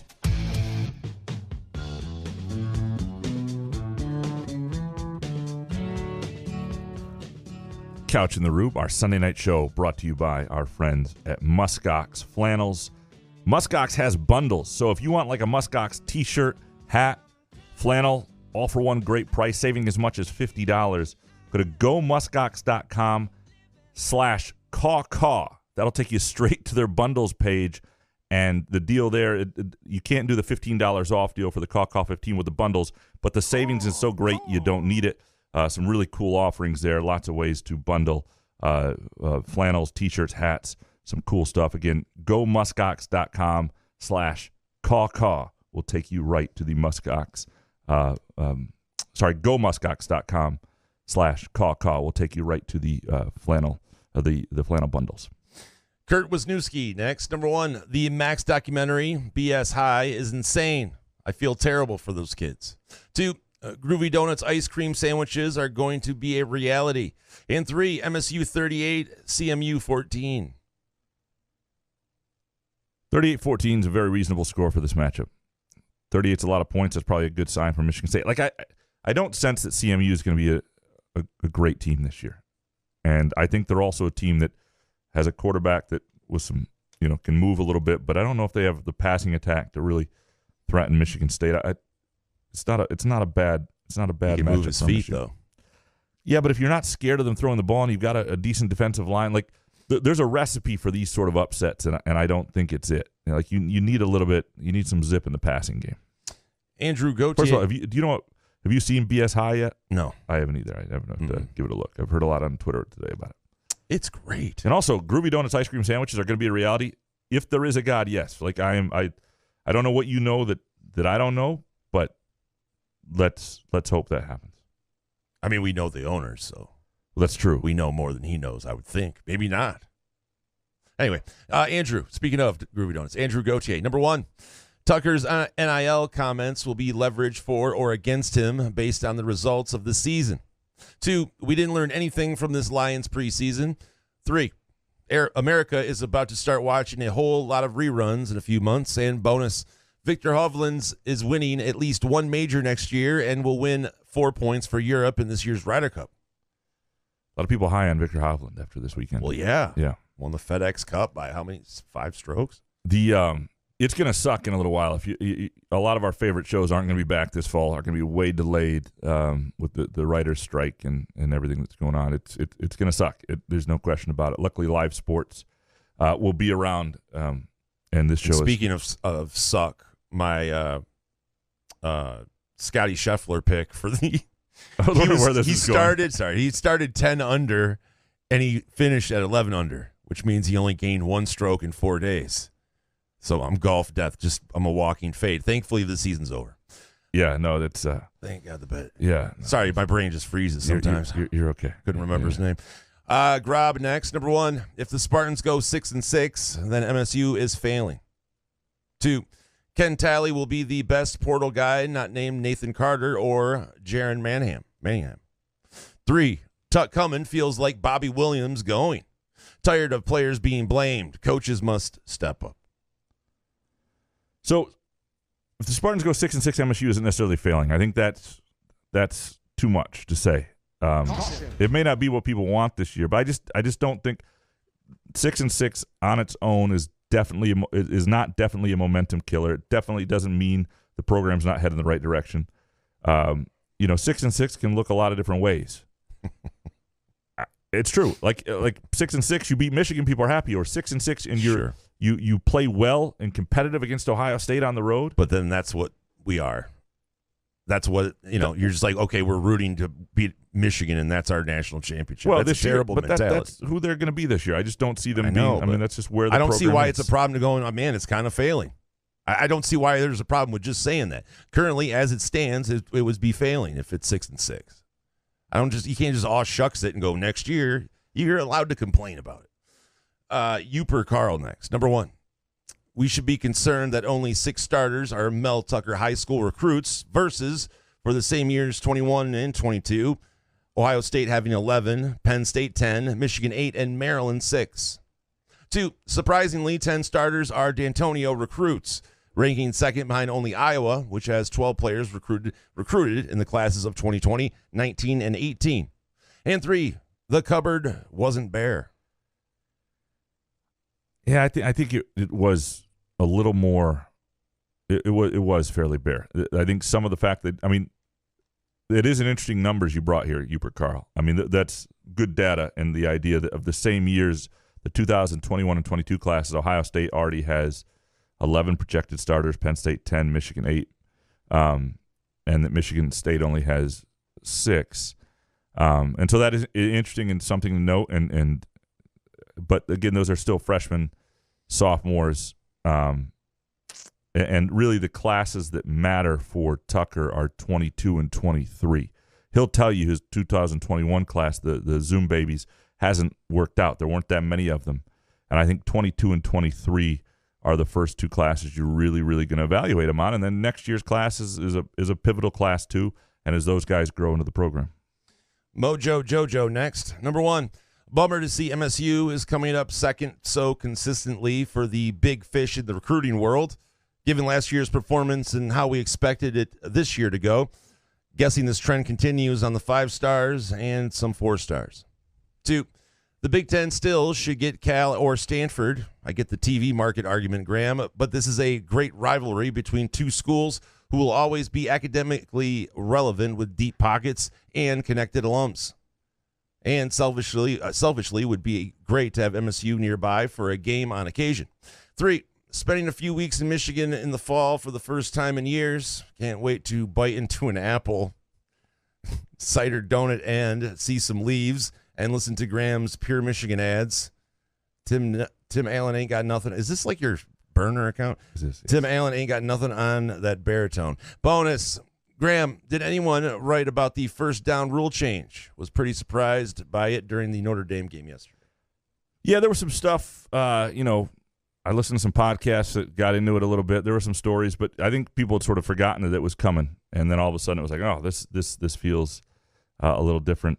Cal Stanford, I still think it would be okay in the Big Ten because I think Stanford would be a heck of a get. And I understand that they don't win in football and men's basketball a ton right now, although football wasn't that long ago, and that their fan base isn't necessarily intense and huge. But they're the number one. They're like the number 1 sports school in the country when you get outside of football and men's basketball. So I think there's value in that too. It's freaking Stanford. Who doesn't want Tiger Woods showing up to their events? Like Tiger Woods would be on every year at Spartan Stadium. I don't know. It's a reach there, but you know what I mean. Like I think Stanford comes with cachet that would be worth it, and I'm a little surprised that didn't happen. Sunshine Spartan next. Number 1, Super Bowl everyone wants. Jacksonville versus Detroit. 2, Oppenheimer is overrated. Saw it last weekend. It came out, and it's too long. Too much dialogue. 3, college Final Four. LSU, USC, Penn State, and Texas. And with USC as national champions. Yeah. I like that you didn't take chalk there. Texas, I see it. I saw a lot of people taking Texas this weekend. I don't really understand that. Like Desmond Howard, did he make his picks? Usually you want to take the people Desmond does not take. It's the general Jacksonville versus Detroit. Like if Detroit's in the Super Bowl, I don't think anybody here cares who the opponent is. That would be if it's not Jacksonville, then I don't want it. Okay, I figured that. I should have asked. Alex James. Number 1, football is back, and so am I. 2, that was just the one. I love that. 2, in 2024, Jason successfully lobbies to remove weather alerts from TV. 3, Jason faces heat when a daycare is hit by a tornado and is sentenced to 91 days in the Ingham County Jail. 4, Graham's mom uses Google Earth to uncover the magic door code. Why would I be sentenced to 91 days? I just want those crazy, annoying sounding, like, off the TV. I don't want people to not know the shit's coming. We could use some more jail stories, though. That's fantastic. We'll go find a guy. I'm sure he gets out at 5 a.m. at Ingham County. I'm not going back for no fucking stories, man. Don't make me go back. Just kidding. All right, Jay Riemenschneider. Number 1, I listen to a lot of pods talking about a lot of teams. Why is MSU the only team I hear comparing 2014 or 2010 or the other old dates that have nothing to do with what's happening today? If you got to go back that far, it means a program isn't in a good place, or maybe it's just you, Graham. 2, I don't watch much ESPN outside of college talk shows and games, and I watched Game Day yesterday. How in the hell did Desmond make it through all of those cuts? Yes, I'm a big-time Michigan fan. It doesn't mean you have to like all Michigan men. All right. 3, I listened to an episode of Couch in the Rue before the Michigan-Ohio State game in 2021. which was during Michigan's horrible losing streak versus Ohio State. And you said, MSU fans, brace yourself because Michigan might win this. How prophetic. I understand why MSU fans don't like Desmond. I didn't realize that Michigan, I thought he was pretty universally liked by Michigan people. And I don't know how. Really? I don't know how disliked. Do you think he's disliked among the college football fan in general? I got to say, I don't think anybody really talks about him. So I don't know if liked or disliked, I guess, right? I mean, he was a great football player, don't get me wrong, but his picks every year are kind of a joke that everybody looks forward to. Yeah, he's never even close. He's on a show that does really well. It's a good show, and I'm guessing that they don't want to mess with the formula that they have there with him. And that's how he's just there. And he must have a friendly contract that works too. I'm guessing. To your first question on why is MSU the only team you hear comparing 2014 and 2010 old dates that have nothing to do with what's happening today? Well, things do. I mean, recent history does sometimes have there's some things you can draw from that. And it is true that MSU's program isn't in an amazing place right now. It just wasn't that long ago, and there are relevant things to how people perceive MSU and what they're capable of that existed then. And so 2010, people can say you can't recruit at Michigan State to a certain level. Well, the 2010 class, in hindsight, was as good as any class in the country. 2013 and 14, people say they can't win a national championship at Michigan State. I would argue if you had an expanded playoff in 2014, that team would have had a chance. If the playoff existed in 2013, that team would have had a chance. So in other words, those are ways of saying that's just not true. Now, can they ever repeat that? Does the landscape change? The rules change, make it harder? Absolutely. But I think those recent history things are still relevant. Mr. Benjen, next. Number 1, a Spaniard said the kiss heard around the world made her reject her country. This is all a bit out of whack for an inappropriate emotional gesture in an emotional moment. All right, 2, these last 2 weeks are much worse than July. July topics are fun. This is like standing outside Hawaii Spa at 4 a.m. waiting for it to open. I think they would let you in. At 4 a.m.? Just knocked on, yeah. There's somebody there all night, right? Probably. I would think so. Yeah. I mean, the kiss heard around the world is obviously what happened with the head of the Spanish Soccer Federation kissing one of their star players on stage, and her saying it was not consensual, it wasn't wanted. And, a lot of women in soccer and other sports are rightfully supporting her. Like in Spain, they've got some issues with misogyny. The Spanish, they didn't even want women playing till 15 years ago. It just is what it is. But it's a problem if so you can just kiss a woman on the mouth. Yeah, I thought that was just you can't kiss people on the mouth if they don't want it. You kind of can't do that. I mean, it should have used that hot take earlier. Really? You shouldn't kiss people that don't want it? Yeah, I mean, I think it is a big deal. Is that your bonus take? And I think the fact that it took him a while to suspend him, and now he has been suspended, was part of the issue. That there was this is also a federation in Spain where a number of the players complained about the coach and his treatment of them, and they backed the coach and played the tournament, whereas that usually doesn't happen. So there was some history there as well. Jacob Thalen next. Number 1, Nebraska ends 2023 with a winning record, and Matt Rule coaches a Nebraska team in the Big Ten title game and eventual college football playoff game in his tenure. 2, Noah Kim starts every game in 2023. And 3, MSU can go 7-5, and no, Mel won't be on the hot seat. And yes, it can be seen as fuck, it's so hot here. It can be seen as a successful season. A couple different people saying Noah Kim starts every game. The MSU can go 7-5, and it can be seen as a successful season. I think this is one of those years where yes, record is important to some degree, but how the record unfolds and how the season unfolds really matters. Like who they're competitive against. Do they pull an upset that makes people feel really good about things? What's the trajectory of the program late in the season, how they're playing? I think you can have a 6-6 season that people really don't feel good about, and I think you can have a 6-6 season that leaves people feeling hopeful for next year and feeling okay about things. And I think it just depends. Like beating Michigan. Well, beating Michigan. Really, that season was ass. I mean, yeah, beating Michigan was fine, but I mean, I don't know. Yeah, but even if you had a rough go for a while, we talked about the idea that things could really, things could get on what was the fucking word we used? Whatever it was. But things that go poorly, right? Cockburn. But at the end of the year, if they say are competitive with Ohio State and then beat Penn State at Ford Field to get to 6-6, people are going to feel okay about the trajectory of things, right? No? Great. Yeah, no. Rich Searing, no. Okay. I don't give a shit. So wait, you don't if they beat Penn State to get to 6-6 after 2 weeks earlier playing well at Ohio State, you wouldn't care. That wouldn't. 6-6 blows. What? There's still a bowl game they have to go act like you care about. Well, I mean, guys transferring out. I mean, I don't know. If you can give me a scenario where the team morale's high, then that's fine, I guess. I just don't see how 6-6 for a fan base can be like, yay. I think how you end matters and how I think November matters.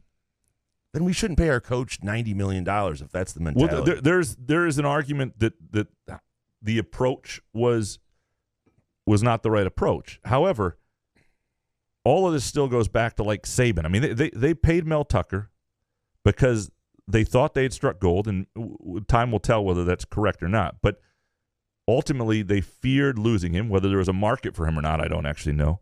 And it goes back to what happened with Nick Saban 20 years ago when he got away, and then look what's happened with Saban. And there was that fear. This was the price of avoiding regret. Now, a 10-year deal, $95 million is a lot. It's a lot. You can have regret of a different kind if you're stuck with a guy that you don't want. But I understand why they did the contract at the time they did it. Rich Searing next. Number 1, this year's MSU team will be more talented and better overall, but still may struggle in the win column due to a brutal schedule.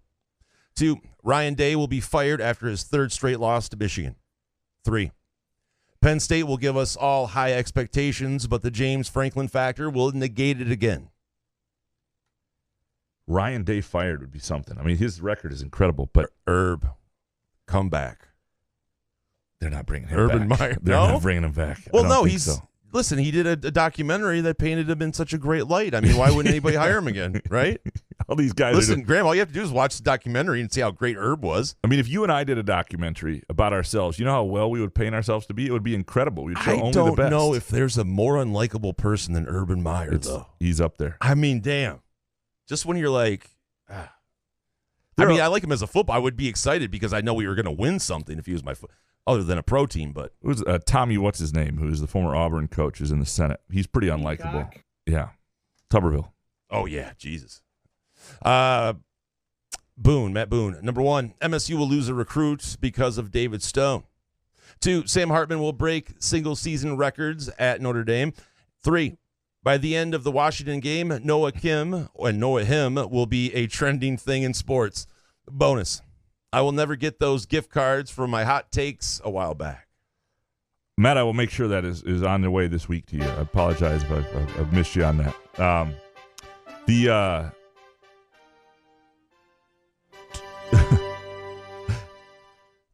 The recruit thing with David Stone, somebody, one of their current pledges had a sort of tweet that led the idea he may reconsider his commitment or reconsider some things or had to rethink some things because David Stone went elsewhere. Look, these 17-year-olds, if this is what they're going to do, I mean, look, if you're that flimsy on a school that one other dude not coming is going to make you rethink it, then you're probably going to lose that guy in the transfer portal at some point anyway. Like, those are the guys, what are you doing? I don't know. It's you can't let your emotions be affected by a 17-year-old that's doing things that you would do too. Gotta wait. You were 17 and popular. Got to wait till signing day, and you got to recruit guys that want to be there. And I'm glad I'm not. I can't care about it, right? I can't imagine being a college football coach right now and just dealing with this shit. It would drive me nuts. Matt Venny next. Number 1, more heat should be on the MSU special teams coordinator than the OC and DC. Take away Reed and Behringer, and our special teams have been the lowest form of ass I've ever seen. And the coach should have a for sale sign in the front of his house after the next missed extra point. 2, the MAC is just as close to the NFL as the SEC is in terms of sports betting. It's all bullshit and makes no fucking sense. And 3, the current conference realignment throughout college football doesn't happen if COVID never happens. Yeah, there'd be a lot of things that are different. So I don't know what that would look like. But, yeah. The MAC is as close to the NFL as the SEC is in terms of sports betting. It's all. I don't know. The MAC is something that there's so much parity. I used to make a fair bit on the MAC back when I covered the league, just because I could.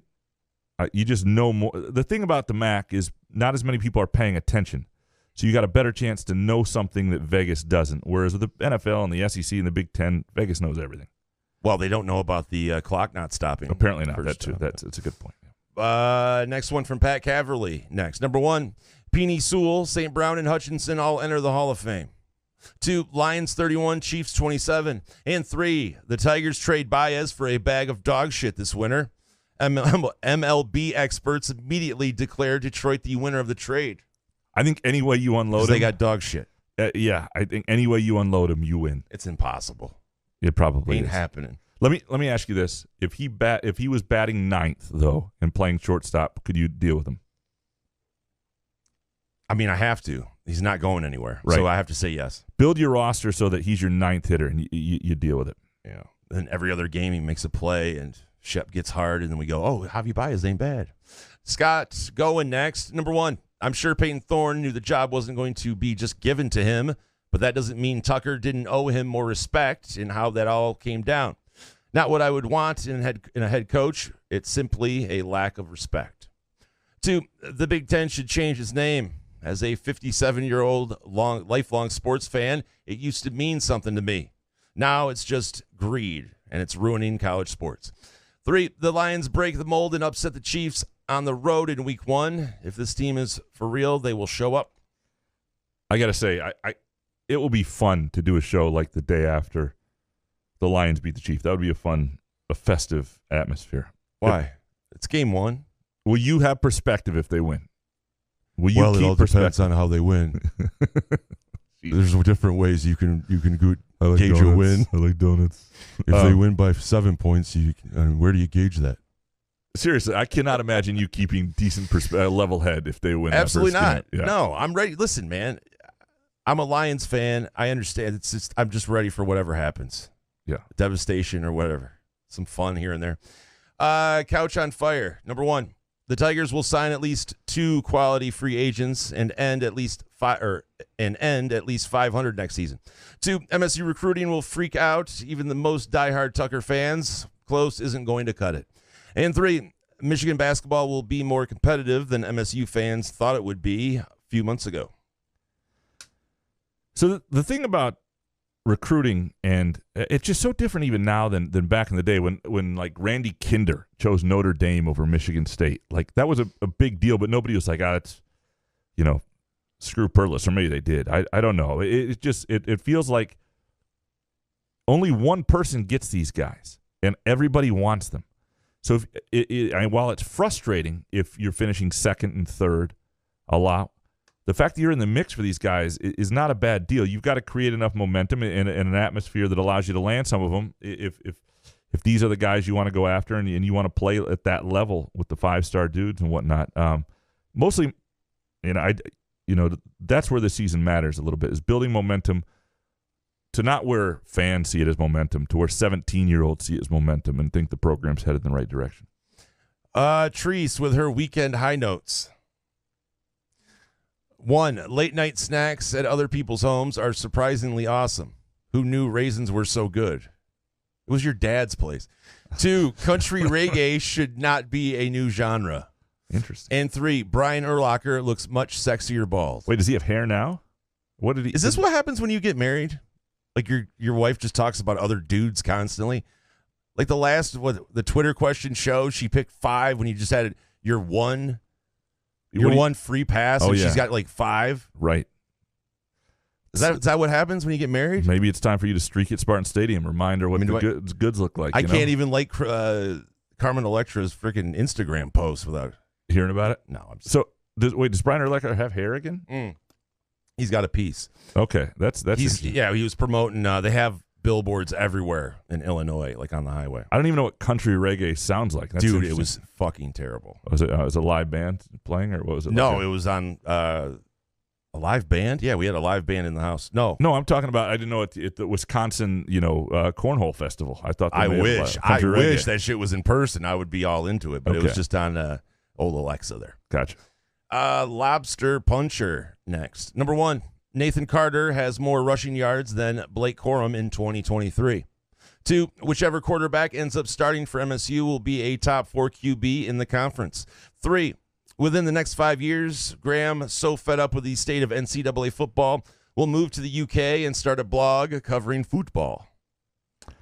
I missed my window here. That would be awesome, though. My wife wanted to do this when we first got together. She wanted to go live in England. She had some job opportunity potentially there. And we just didn't do it. You mean we're this close from this show not happening? We were this close. Holy shit. Yeah, it would have been amazing. Thank you, Elizabeth, for not taking that job. Well, she'd actually a part to win, like can be the reason behind something. And there were a couple moments, I think they played really well against Illinois last year and something. But like to consistently be a group and that does that, that's the step we haven't seen. Steve, next, number 1, Michigan overconfidence will lead to 2 losses and Ohio State winning the Big Ten. 2, Victor Hovland stands to make over $21 million for 2 weeks of great golf. And 3, already tired of those sharing their expert political opinions, and we are just getting started. Help. It's going to be a long political season, especially without the, we're going to have sports. We're going to have politics. We're not going to have as many shows because of the writer's strike. It's going to be, it's going to be long. $21 million for 2 weeks of golf is good work. Even the Saudis. Thanks, think Liv. that's good work. Yeah. Right. Brian Mahoney, or Mr. Neurotic Pants. Number 1, you may not know this, but reliable Twitter dudes tell me that Harbaugh was suspended for his role in the Georgia election interference. Look for the mugshot.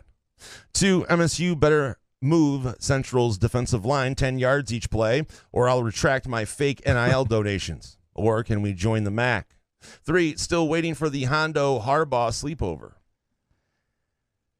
I wish Hondo had been a Michigan guy instead of Michigan State guy. Can you imagine Michigan dealing with Hondo and Harbaugh dealing with Hondo? They would just stand there and point at each other like that Spider-Man meme. It would be like, wait a minute. It would be something. Are you else. like me? It would have been fun. That would have been. I would have wanted to cover. Wait, Michigan your name's Hondo?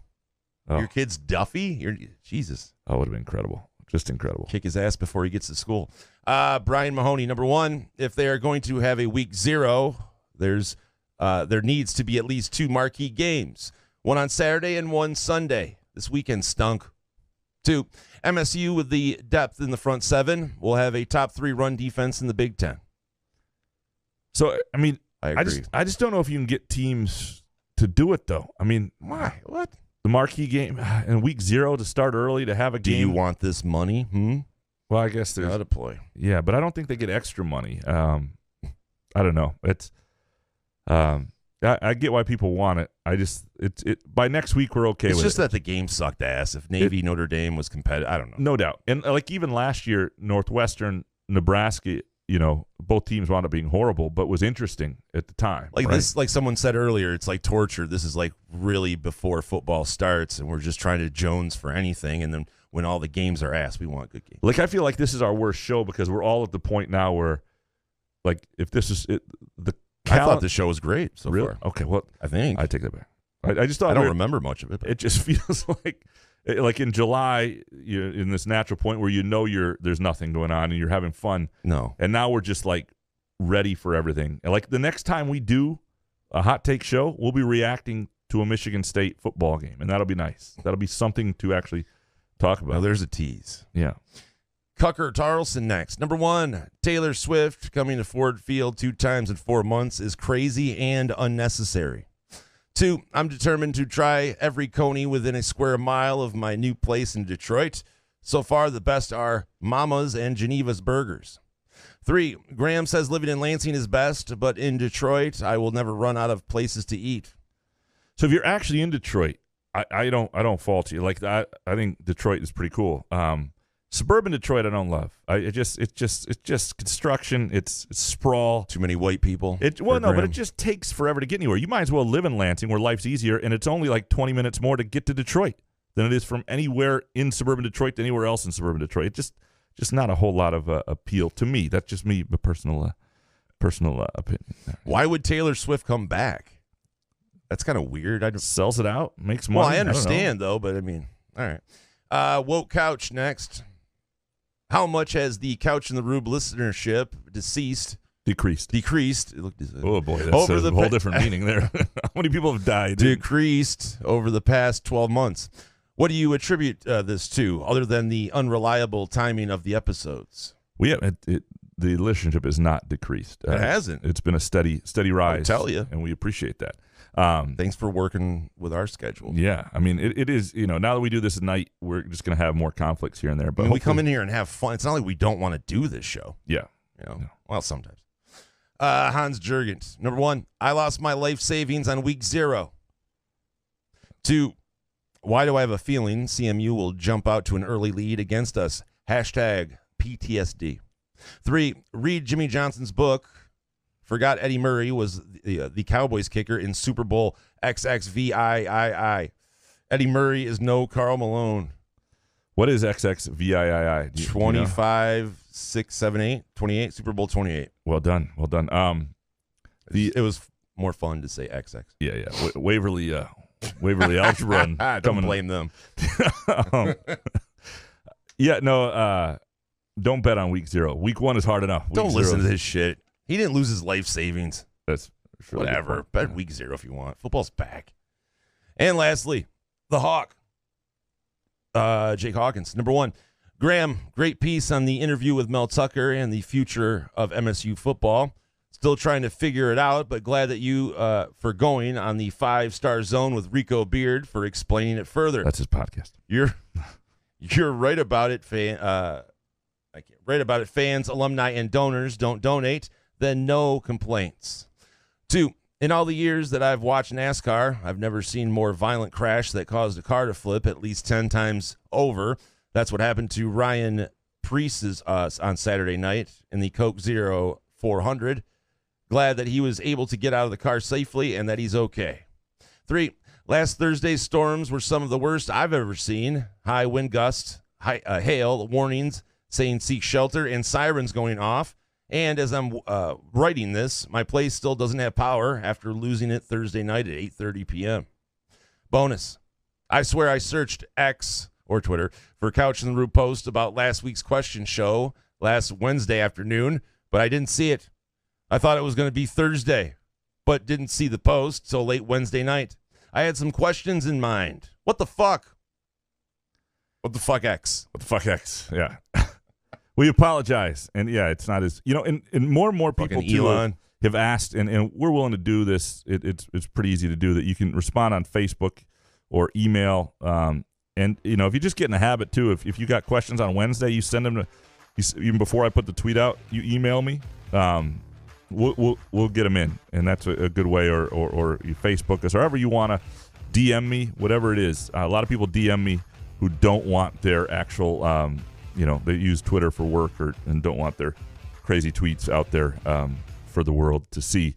We appreciate all of you. Thanks for producing our show. We're looking forward to football season starting and these hot takes, having something to react to. Feels like we've been reacting to a lot of the same stuff for a while, so thanks for carrying us along the way. Thanks to Muskox. Go to gomuskox.com. Again, the promo code CAW15 for $15 off your flannel. Support our sponsors. They support us. We appreciate you. Good show, man. Yeah, man. We'll see you Wednesday night, I think. Couch in the Roof.